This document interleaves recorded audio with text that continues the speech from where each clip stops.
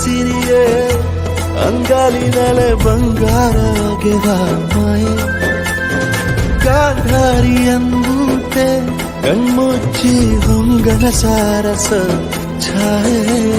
ಅಂಜೆಯ ಕೆನ್ನೆಯ ಮೇಲೆ ಬಂದು ನಾಟಿದೆ ನಾಚಿಕೆ ಮುಳ್ಳು ಮನದ ಮಗು ಹಠ ಮಾಡಿದೆ ಮಾಡುವ ಕೊಂಗಾಟವ